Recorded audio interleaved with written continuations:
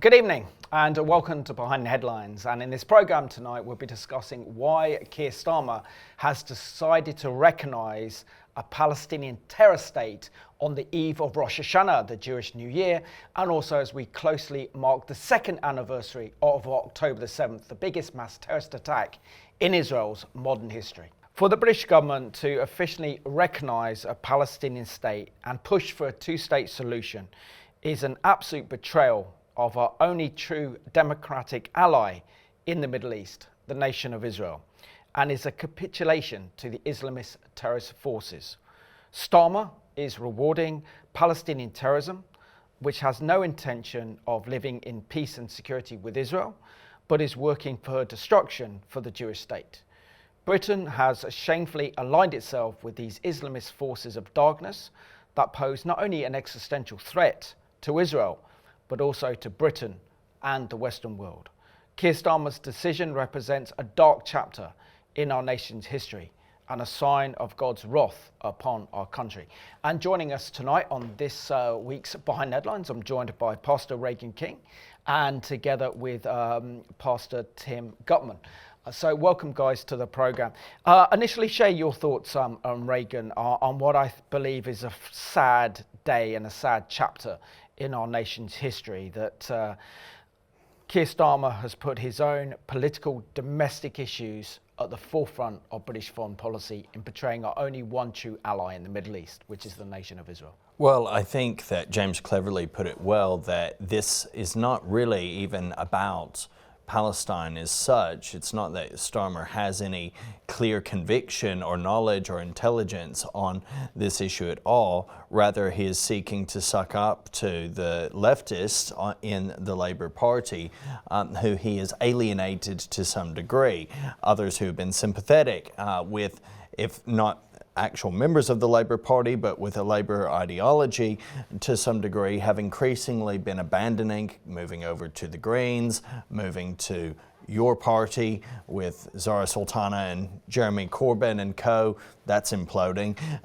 But you're seeing this situation where he's trying to play both sides and is colossally failing in so doing, and is putting himself and this nation at great risk, and is rewarding terror. That's what this is. So when he initially announced this plan, basically blackmailing Israel into impotence and indecision, saying, we're going to, if you don't do this, if you don't heed our demands, we're going to recognize the Palestinian state.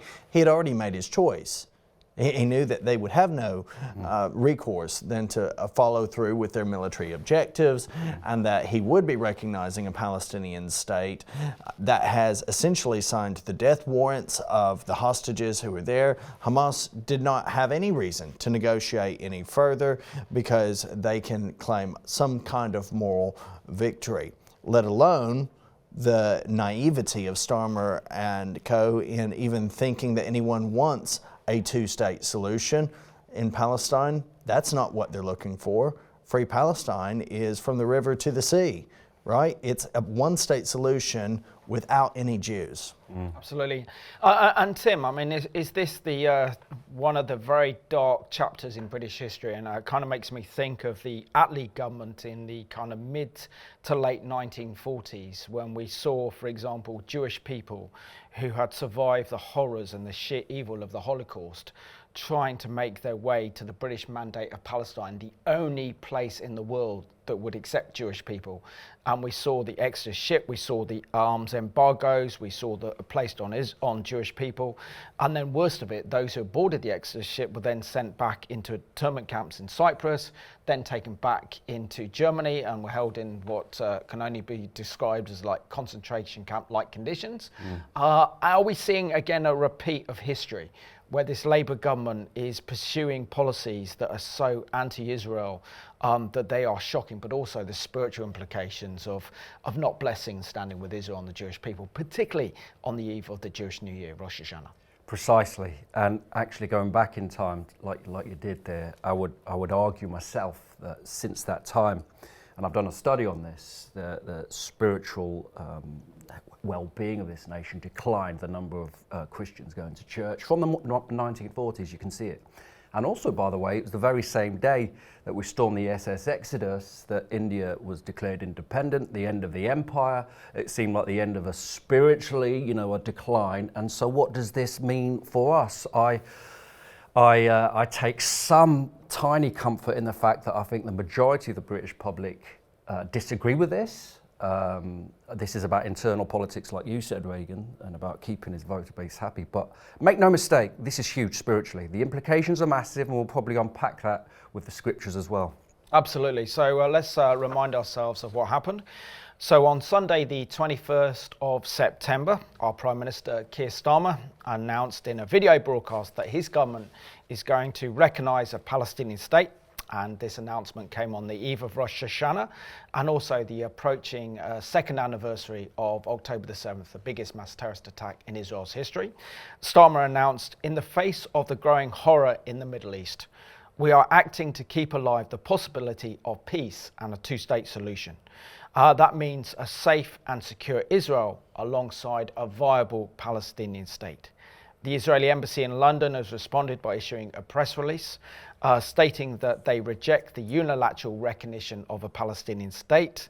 And we also see that the Palestinian Authority has proven itself to be ineffective and responsible governing body that continues to glorify terrorism, promote anti-Semitism, incite violence through its pay to slay policy and poisonous indoctrination in its education.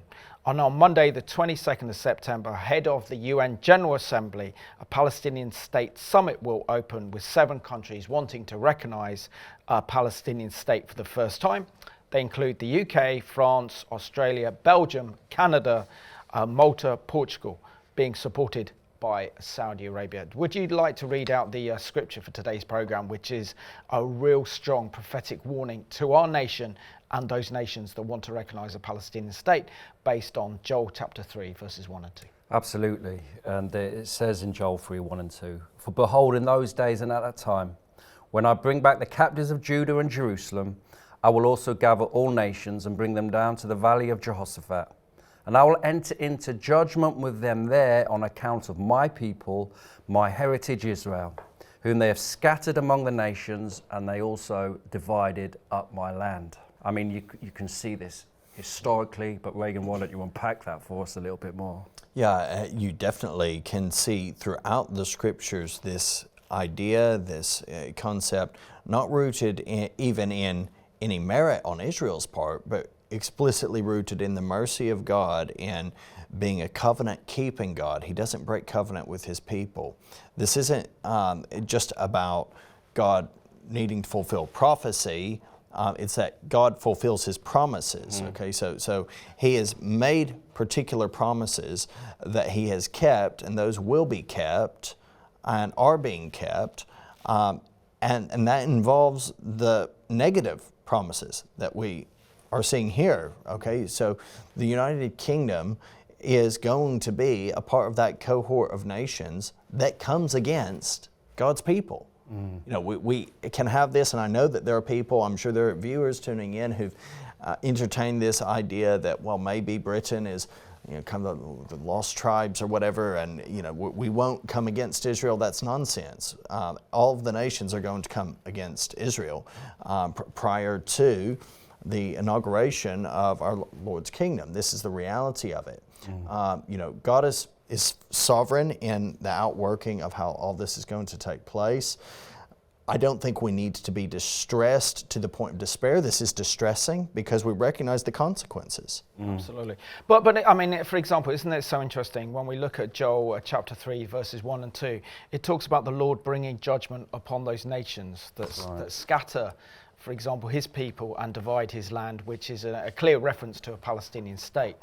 And also the fact that here with this one, he's not bringing the judgments into judgment because of immorality or ungodliness or unrighteousness. It's because they've come against his people in his land. And clearly what we see with this announcement of a recognition of a Palestinian state by Keir Starmer is a clear indication that he's on the wrong side of history. Just share with us how this is really effectively a very, very dark day and a very dark chapter in our nation's history, and that this will just bring nothing but judgment and a curse upon our nation, but of course also upon Keir Starmer himself and our government, because we know that those who bless Israel will be blessed, but those who curse Israel will be cursed. I wouldn't like to be in Keir Starmer's shoes right now. That's exactly the key verse as well to link with that is, I will bless those who bless you, I will curse those who curse you.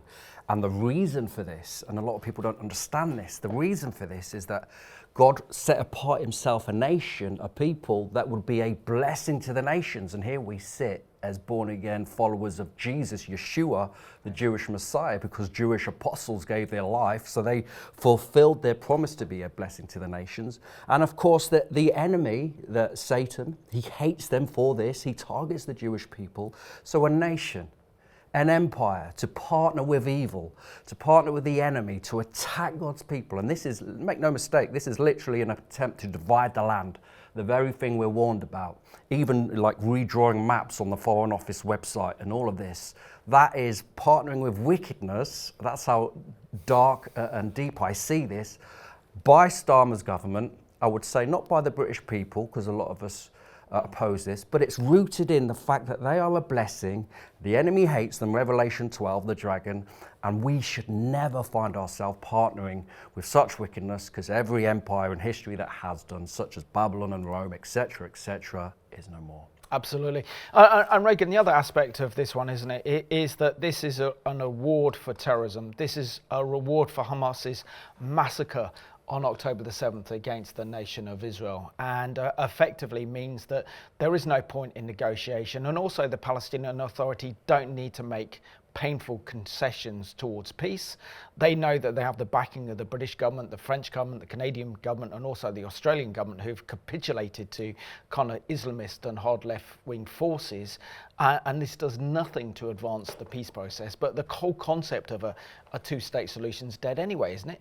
Because the Israelis have rejected this a long time, decades ago, when they realized that when they gave land for peace, it resulted in terrorism, and it resulted in Islamist forces taking over that territory. Look at Gaza Lebanon, is a case in look point. at Gaza. Gaza is a case in point in that. And, you know, routinely, every time there has been that, there's been multiple agreements. There have been so many peace agreements. And repeatedly, I think there are still some factions in Israeli society that would be open to such a peace process, but they know it will never happen, because what you're talking about are two ideologically opposed groupings in every way. In relation to the Palestinian Authority, let's say people will say, and Starmer and co will say, no, we're against Hamas. That was clear in Starmer's in his video, right? That Hamas will not take part in this, but they are not recognizing a Palestinian state outside of Hamas's actions. Hamas's actions have directly led to this. Hamas is applauding the British government. They are declaring a victory over this. But Hamas is not stopping at some idea of a recognized two-state solution. They aren't. They are going to continue, as their constitution, as their charter says. It's publicly accessible. If you question this, you can find it. It's just type in Hamas constitutional charter. It will be there. They say that Islam, not just Hamas, but Islam will continue to wage war against Israel until the Jews are eradicated. But it also applies to the Palestinian Authority as well. They believe the same. Yeah, Exactly. they believe the same thing. And all they want is an Islamist terrorist state. They are not interested in a state that would actually benefit their own people, but as another means to destroying Israel. So we do have this announcement now that our Prime Minister shamefully made on Sunday, the 21st of September, when he says that the British government will recognise a Palestinian state. Take a look. In the face of the growing horror in the Middle East, we are acting to keep alive the possibility of peace and a two-state solution. That means a safe and secure Israel, alongside a viable Palestinian state. At the moment, we have neither. Ordinary people, Israeli and Palestinian, deserve to live in peace, to try to rebuild their lives free from violence and suffering. That's what the British people desperately want to see. Yet, almost 2 years after the barbaric attacks of October the 7th, hostages are still held by the terrorists of Hamas. Recent images show the hostages suffering and emaciated. Hamas even refuse to release all the bodies of the dead. I have met British families of the hostages.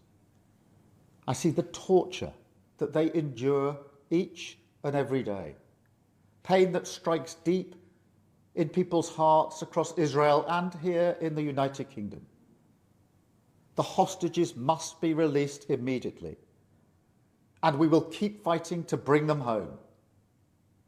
Let's be frank. Hamas is a brutal terror organisation.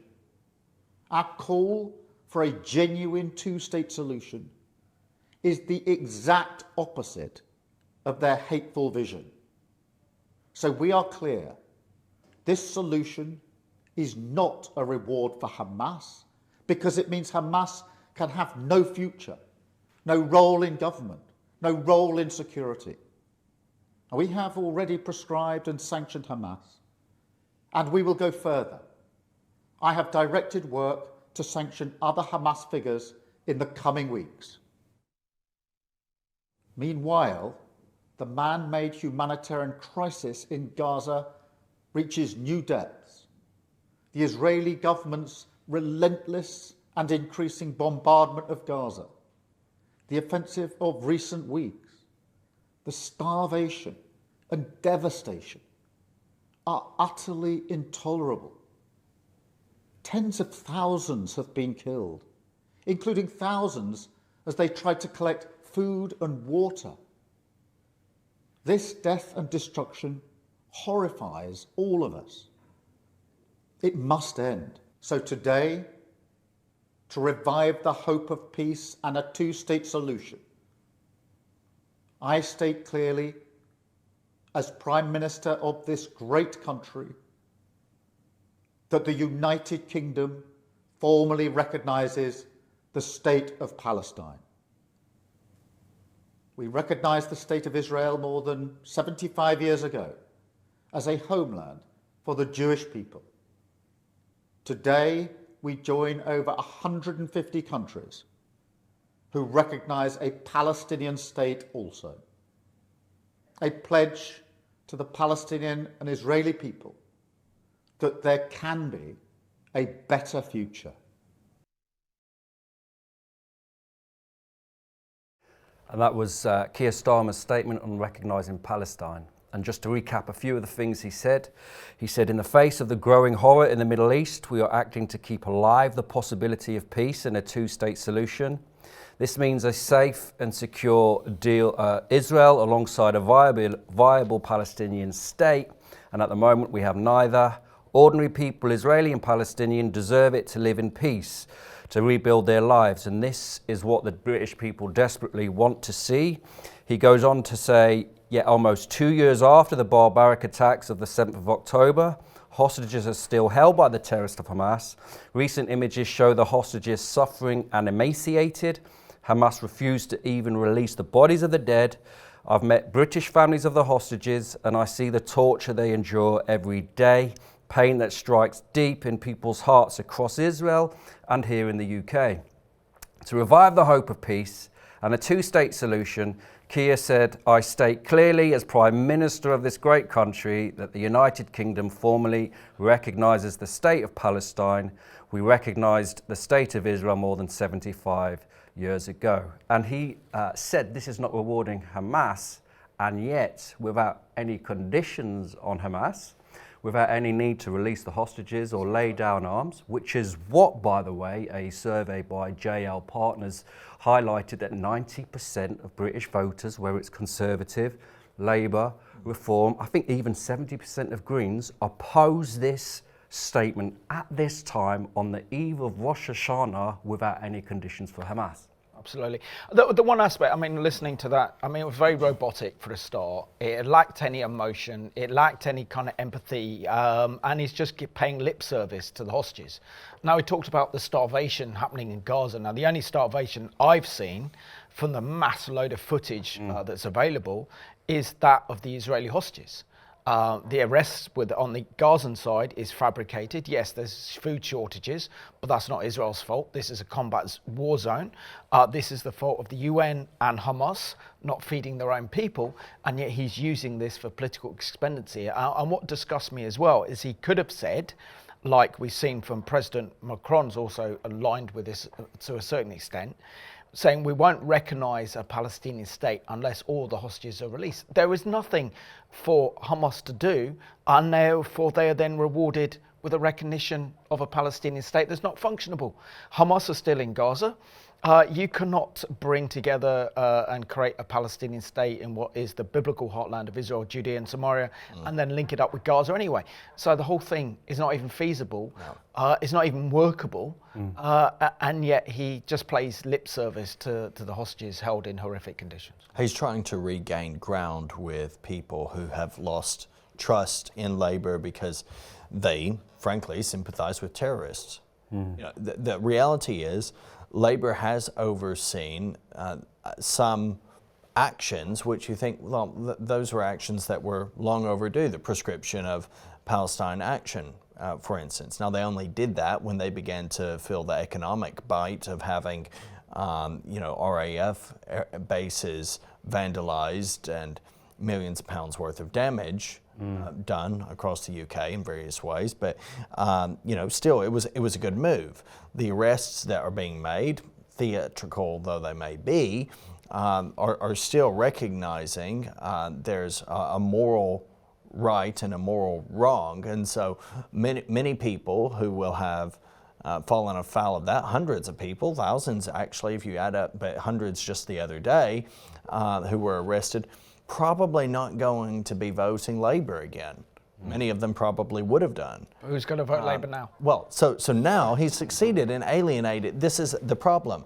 If you lack conviction, you will alienate everyone. It's just a political principle. Whatever your belief is, he lacks conviction. The reality is, I don't think Keir Starmer has a clue or knows much of what Palestinians want. I don't think he knows what British people want. I don't think he understands any of this.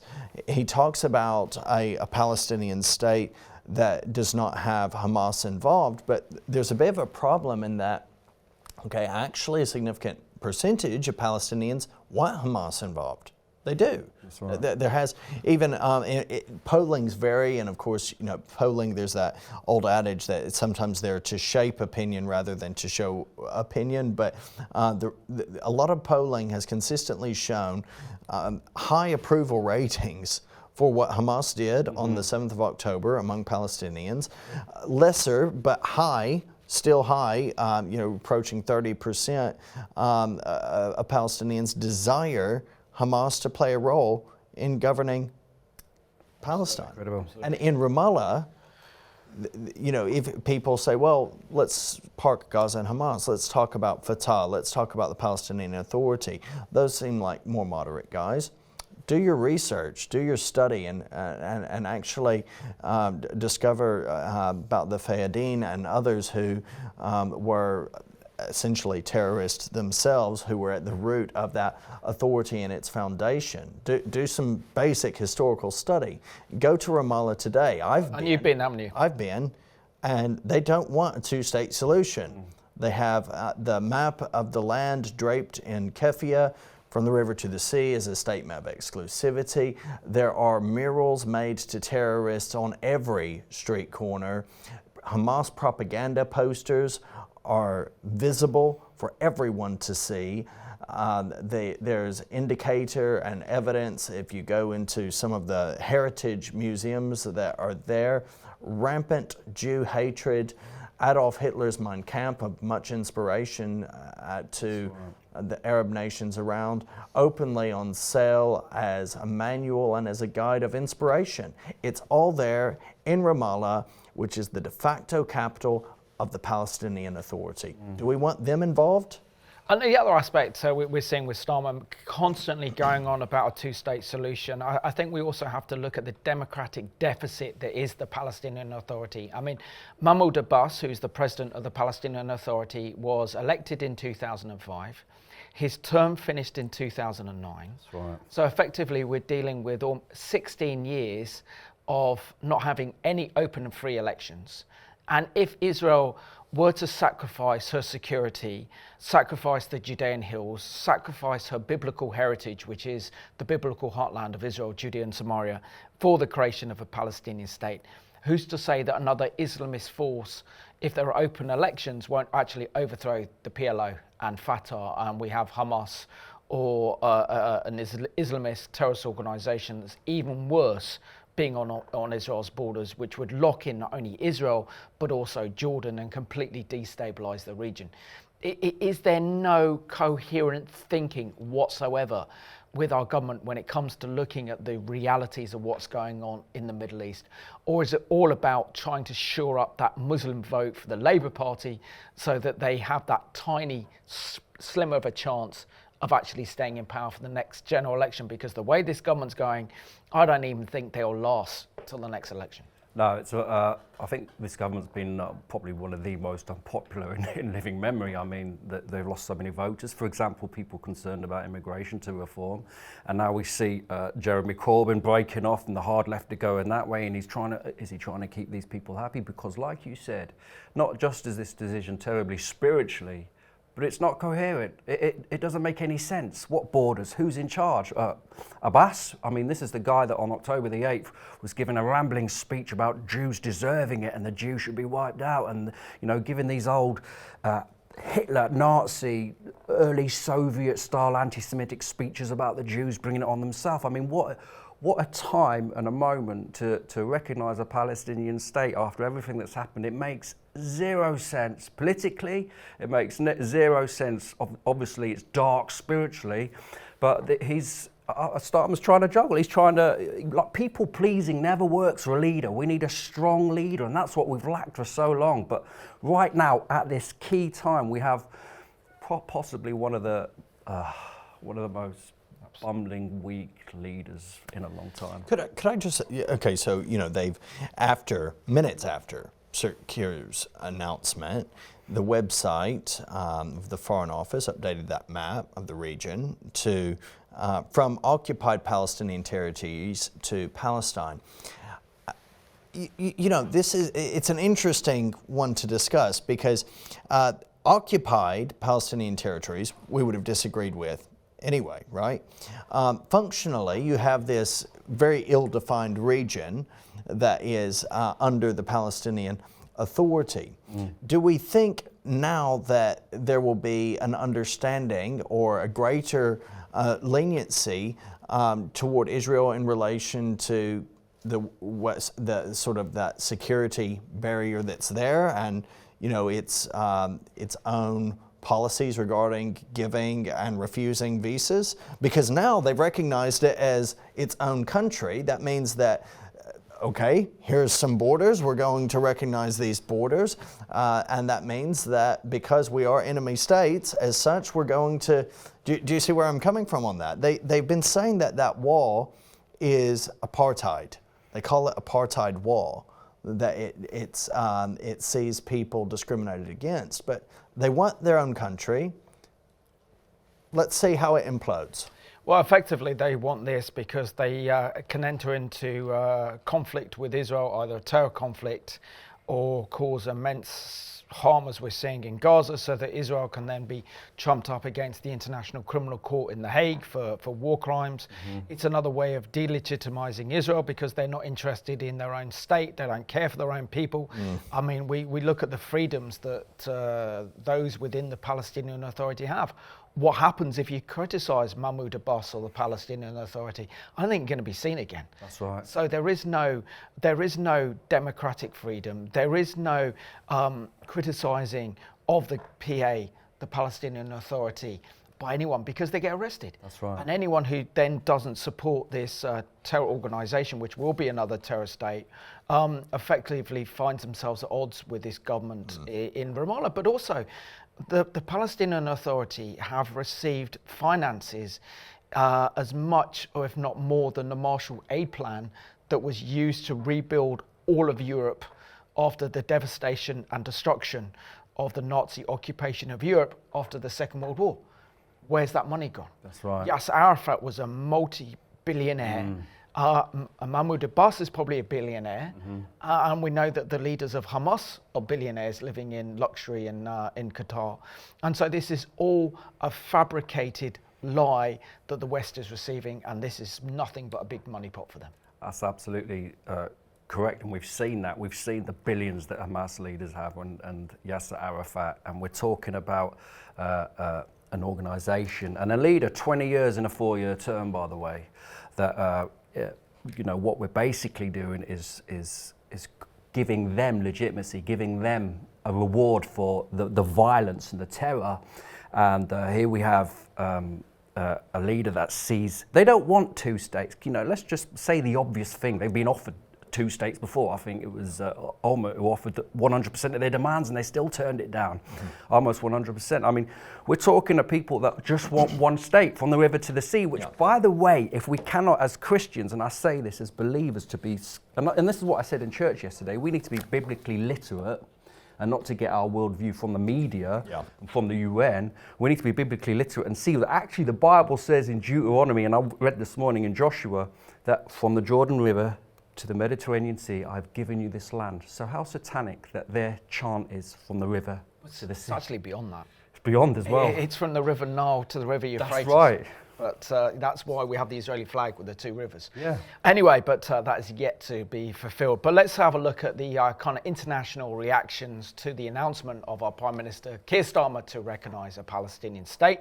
So we have Mahmoud Madouawan, who's a senior official, claimed it represented a victory for Palestinian rights and the justice of our cause, and would send a clear message to Israel. We see also that US President Trump said the decision was rewarding Hamas. Speaking to reporters on Air Force One, he said, "I don't think they should be rewarded. I'm not in that camp, to be honest." We also see that the decision provoked a condemnation from the Israeli Prime Minister Benjamin Netanyahu, who said this is a huge reward for terrorism on the October the 7th, and vowed it will not happen. A Palestinian state will not be established west of the River Jordan. And then we see reactions from our own Jewish community here in the UK.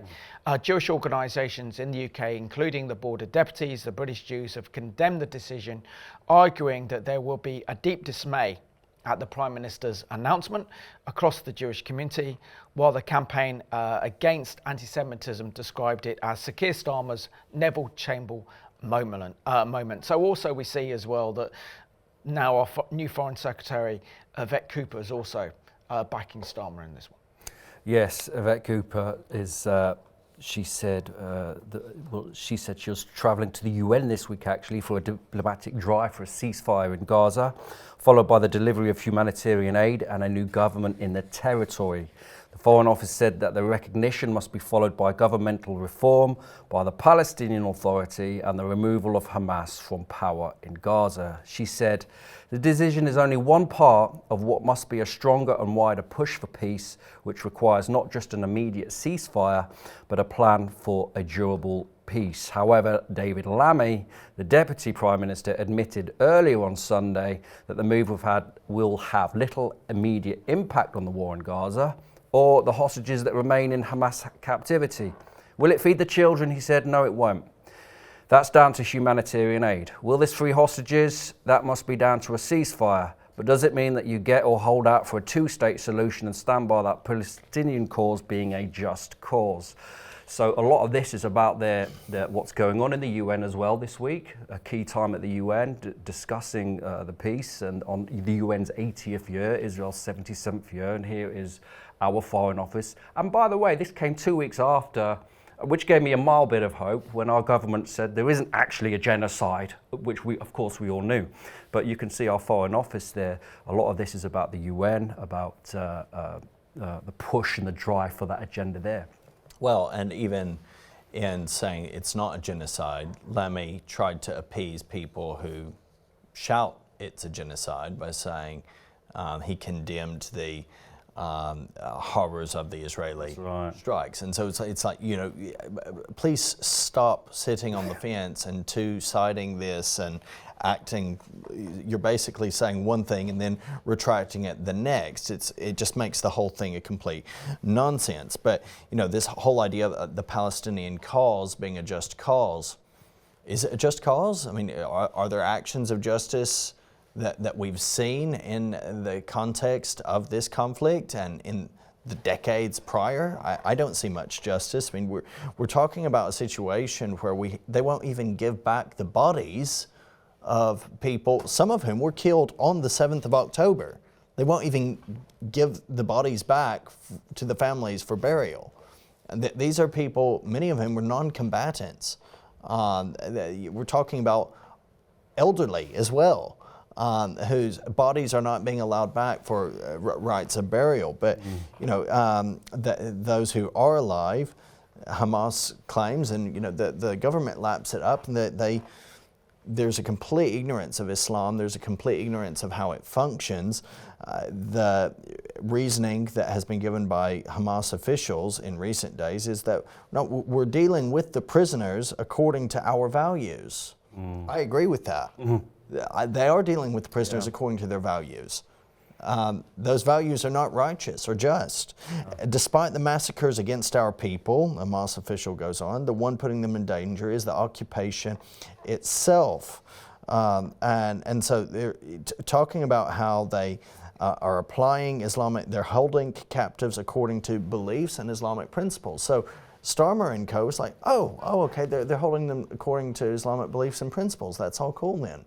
I think what's particularly painful for the Jewish community is after this worst pogrom since the Holocaust, and after images recently released of hostages looking emaciated, evoking images of the Holocaust, Islamic this is principles. when our government at this time, instead of standing with our ally, is recklessly given this recognition of a Palestinian state.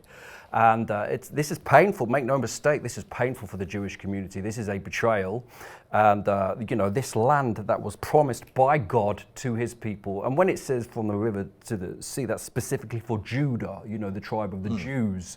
And here we are carving it up or deciding what it should be from the UK, changing our maps. This is Joel 3, 1 and 2. Absolutely. And the big question is, we have to ask them, is the Palestinian Authority actually interested in peace with Israel? Because ever since the creation of the Palestinian Authority, it was back in 1994, with the signing of the Gaza-Jericho Agreement with Yasser Arafat, all Arafat's done is pursue a terror war against Israel. And they look at this and say that we want to go back to prior to 1948 and have a state. But prior to that, the British government were entrusted to bring about a Jewish state because of the British mandate of Palestine, and the French to prepare the national sovereignty for Syria and Lebanon. And then prior to that, it was 400 years owned by the Ottoman Empire. So we can go back in history and say there never has been an Arab Palestinian state in the history of that region. They are not indigenous to that area. Many of them actually came from Syria, Egypt and other parts after the First World War, when the Jewish people were starting to bring in industry, they started to generate wealth, started to generate employment, and the whole nature of who is a Palestinian in the first place wasn't kind of actually recognized until the 1970s by would be Abdel Nasser, the president of Egypt, in order to try and destroy Israel, to fabricate the PLO. And the leader of the Palestinian Authority at the time, and the chairman of the PLO, Yasser Arafat, was actually an Egyptian. That's right. So there has never been a Palestinian state. It's not functionable. But the question is, you know, do the rest of the Arab world want it? No. They want, well, yes, on one way, they want a Palestinian state without Jews. They want the whole place as Palestine. But prior to 1948, you can say, okay, if there was a solution that was in the hands of the Arab entities that were there, it wouldn't have been Palestine. It would have all just been Jordan, right? You can that whole region would have just belonged to Jordan, because the reality is the idea of Palestine actually originally, if you go back, there's the Romans renaming the land as Syria Palestina after Philistia, after the Philistines. It begins to be referred to in that way at various points, although the naming of the places changed in different ways. The intrinsic Jewishness of many of the town names remained. Yeah. Okay? So the attempt to erase the culture, the attempt to humiliate the people failed ultimately. It succeeded in some ways, but it ultimately failed. Then you arrive at the Balfour Declaration and the designation of this as being this plan to restore the Jewish homeland. Yeah. And the application of that, hinging on this recognition of a Jewish state and of an Arab state. Actually, originally, the Arab citizens in the region, there had been a mass influx because it was very depopulated. That whole region was wasteland, but there was mass influx both of Jewish and Arab immigrants into the region. But there was an agreement for a Jewish state that was only going to have about 30% of the land, territory, mostly in the north. It wasn't even going to have Jerusalem. And that was declined. And every time you see it being declined, every time there's been a proposal, it's been declined. The idea of Palestine, which the Jews previously were, until 1948, there was no issue with the terminology of Palestine. Wow. It was that, It's associated Palestine with Jewish in the Yes, British it Mandate. was. Palestine It was. times, the flag, the football team, it was Jewish. And until the 60s. That's right, and obviously we know where the name comes from historically, but let's just bring in the Bible into this, if I may. The God of this age is blinded. There's so much deception. Never a Palestinian state, prime minister, king, a people, a language, or anything. This is deception. This It's not an absolute ethnicity. deception. It's not an ethnic identifier. These are peoples that aren't indigenous to the nation, and so what you have is the greatest decolonization project in history, which is the early Zionists, those Jews who fled persecution and pogrom in Russia and Eastern Europe, coming to their homeland, their land of their ancestors, to make and build cities and homes. Miraculously, supernaturally, when you consider Tel Aviv, being labelled settler colonialists. That is such deception, and there's such lies and obvious lies. But I mean, isn't the battle over this is the heart and the soul of Israel? And the heart and the soul of Israel is Judea and Samaria, the biblical heartland of Israel. This is when we read the incredible stories of King Saul defeating the Philistines there, King David as well, the emergence of King David. This is where the Ark of the Covenant rested in Shiloh. This is the biblical heritage. So when we read the Bible and the Old Testament, we are reading about Judea and Samaria, which the Starmer has earmarked for a future Palestinian state. And the whole word Judea means the land of the Jews. Absolutely. So how can that area, which is integral to the Jewish people and their history over the last 4,000 years, then be told that this has to be Judean-free? There can be no single Jewish person living in Judea and Samaria. Well, there isn't. In the sense of in so many of the places, just think about it. How many Arabs do you have in Israel? 2 million, right? 20% of the population. Yeah, exactly. There's at least 2 million. Okay. What about Jewish tourism? We're not even talking about residency. Jewish tourism to Jenin, Jewish tourism to Jericho. Like if you are a Jew traveling you don't travel to those areas. It's a big problem. Exactly. There's you will be killed. Even Hebron, very close to Jerusalem, That's right. is dangerous for those who are obviously Jewish or are wearing kippas or who are identifying as Jew to go in without security details. My father, he's Jewish. He drove in, but he did have Israeli number plates. But he drove through those areas, and he was actually stoned. They started to throw stones, and he's an elderly man. It was very frightening. This is the ancient biblical, like you said, promised, archaeologically evidenced Jewish heartland of Jesus, of so many of the prophets, and here we are trying to divide it and take it away. Well, obviously it won't work. God is he's Adonai, he's sovereign, he's in control, but this is their key, like you said, this place which they renamed the West Bank, Judea and Sumeria. But isn't the irony in all this that we've had a peace process with the Palestinian Authority, which was the PLO, dating back to 1993, that historic signing on the White House lawn between Bill Clinton, Yitzhak Rabin, the Israeli Prime Minister, and Israel's Foreign Minister, Shimon Peres. And prior to the Oslo Accords, we had Palestinian Arabs would visit Israel and work in Israel. And in the same way, the Israelis would then go to Jericho, go to these ancient biblical towns like Jenin and other places, and there would be cooperation and coexistence. But what the peace process has done has separated the two people, and particularly from Israel's disengagement from Gaza in 2005, there is no Jewish representation in Gaza because they pulled that community of 12,000 Jewish people out of Gaza. So there were literally no Jews in Gaza.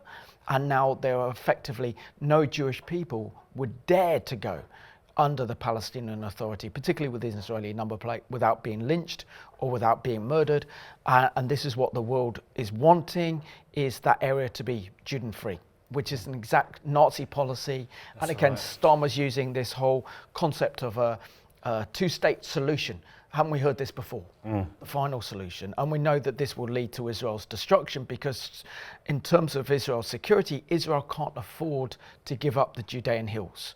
Because if you create a Palestinian state, which will become another terror state, that is so close proximity to the main population center in southern Israel, which is the coastal areas of Tel Aviv, Herzliya, Netanya, even Haifa would be in range of these rockets and missiles like we see in Gaza. So the whole situation that Israel wants is to ensure that her security is first upheld before any recognition of a Palestinian state, which is meant to be between the Israelis and the Palestinian Authority, but they've rejected this, and so they've gone to the international community, and we want a Palestinian state to be imposed on Israel. And thank the Lord that Trump is in power preventing this, because I think if he wasn't and the Democrats were in power, Israel would be facing very dangerous situation with facing economic sanctions and being considered a pariah state as well. Absolutely, and you hit the nail on the head there. This Palestinian proposed recognised state cuts the land of Israel to such a point where how can you defend from rockets in a place that's like 9 miles wide or whatever? I mean, it's nigh impossible. Israel, God blesses Israel. I know that God protects his people. We've seen that since October the 7th. He fights for them. These are all promises.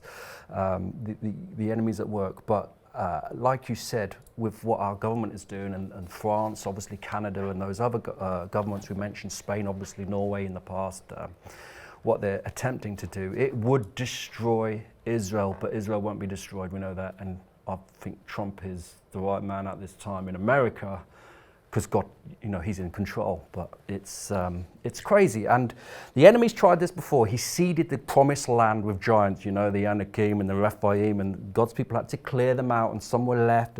But ultimately, we know that God is in control, and none of these plans of man will succeed. Absolutely. And what about the news here? This is announced in a Daily Mail article reported on Saturday, the 20th September, on the following headline: PM's decision to recognise the state of Palestine could lead to the UK paying $2 trillion in reparations. Starmer has truly walked himself into a massive hole here because, without any sense of recognizing the long-term consequences this will have for our nation as well, we're talking about a situation where Robert Jenrick, the Tory Justice spokesperson, has described it as Chagos 2.0 because that whole mess of the Chagos Islands being given to Mauritius could act as a precedent for a successful lawsuit, which Mahmoud Abbas has been, he's been threatening for a long time, a lawsuit against the British government that could see reparations in accordance with international law.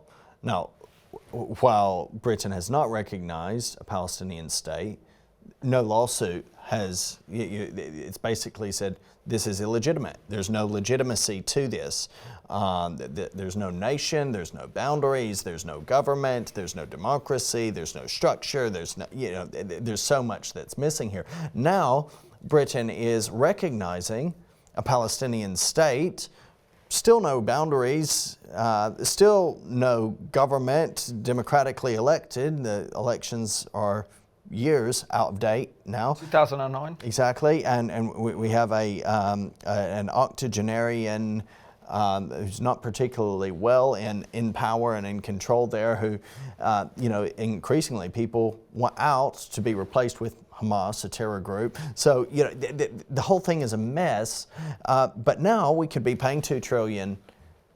For the privilege, wow. So this is how Mahmoud Abbas would actually reward us for our government recognising a Palestinian state. We talk about, the government talks about the big black hole of being 20 billion plus, but how could we afford £2 trillion in reparations to the Palestinian Authority for what? Rewarding us with terrorism from the 1960s with the creation of the PLO? What about billions in aid over the years anyway? Oh, yeah. Right. How much have we given to the PA over the years? It's more than the Marshall Aid. Yeah. So probably it's trillions. Yeah. So we're talking about a situation where we've been bankrolling this project, and now it's okay. We're going to sue you because you didn't recognize us. You said we weren't legitimate. Now you've changed your mind and we are legitimate. Look at what you've done. Look at how you've robbed us. The whole thing is rooted in a complete distorted understanding of history, complete ignorance on the politics of the region, a complete naivety as to the danger in which this poses not only to people in Israel, but the immense danger it puts British Jews in right here and right now, where it's emboldening anti-Semitism, which has already been enabled and emboldened. Keir Starmer is responsible for Jewish blood. I believe that is evident and clear from this. Well, these policies, the media, this has led to what is the worst time for a long, long time in anti-Semitism and anti-Semitism levels. It makes no sense, by recognising the state. It's going to make Israel dig in more, if anything, and it's going to lead to more attacks on the Jewish people in our nation. This is not what a friend does to an ally that was attacked on October the 7th in the bloodthirsty, violent, demonic way, where hostages are now emaciated in tunnels. This decision at this time on the eve of Rosh Hashanah, well, it's a dark time. Absolutely, and Reagan, we've got a few minutes left of the programme. So looking at this kind of spiritual connotation of recognising a Palestinian state, this is God's land and this is dividing his people and scattering his land. And woe betide Keir Starmer for placing himself in this position and our nation in this position that will only bring in a new chapter of darkness and God's judgment upon our nation and our country. Yeah, it very definitely has a spiritual element to it. At the same time, I would encourage viewers to not become unduly distressed by it. Everything is under God's control. He is working it all out according to his perfect plan and purpose. Satan always oversteps his hand, and Starmer, being a tool of Satan in this particular instance, is overstepping. He is crossing a line. Is there going to be pain, and are there going to be problems as a result? Undeniably and absolutely. Yet you and I, as followers of Jesus Christ, if indeed we are in Christ, must continue to recognize that the promises of God and their fulfillment cannot be fully and finally frustrated. Whatever is lost in this situation is not eternally lost. God is going to bring victory to his people to fulfill his ultimate plan. But Tim, isn't this also a sad day for our nation, because not in our name? This has been done not in our name, but by this reckless Labour government that is appeasing the hard left and the Islamists and is now threatening the only democratic ally in the Middle East. And this is how our government rewards Hamas for the horrors and the evil that it committed on October the 7th. Absolutely not in our name. And this is a time for Christians to pray and please not be silent. How much is church leaders and churches that are silent since October the 7th, how much spiritually is that responsible for the mess we're getting into now with our government? You know, this is a time to be praying for Israel, praying for our country, praying for our government, and also praying for a move of God and repentance. But it's not a time to be silent, whether we preach, whether we're sharing with our Christian friends, whether on social media. Yeah, and share with us the dangerous move now, position that our Prime Minister Keir Starmer's in for recognising a Palestinian state, because once you start to mess with the destiny of Jerusalem, you're in trouble. I mean, you are in serious, serious trouble. I would not like to be in his shoes. Yeah, I think he's already, this is an element of God's judgment. I think this is already the giving over of our nation is very, very clearly. Starmer is himself a part of that. And so, you know, it is a fearful thing to fall into the hands of a living God. Yeah. And so we must pray for him. We must pray for his repentance, for salvation, for transformation and change. That's our biblical, God-given responsibility. And it's possible. God can do, as he's changed our lives and transforms us, he can do the same with Starmer. We pray that he would do just that. Yeah. Absolutely. So Tim and Reagan, thank you so much for unpacking this really important programme, which is the British government's recognition of a Palestinian state. I want to thank you for watching this programme at home, and particularly for our Jewish viewers, we want to wish you Rosh Hashanah. We want to say on behalf of all of us on Behind the Headlines that this has not been done in our name, that we are 100% opposed to a Palestinian state, because we know that this brings God's judgment upon our nation and upon our society, and this nation has now entered into a dark chapter in our nation's history. So we want to thank you for watching tonight's Behind the Headlines.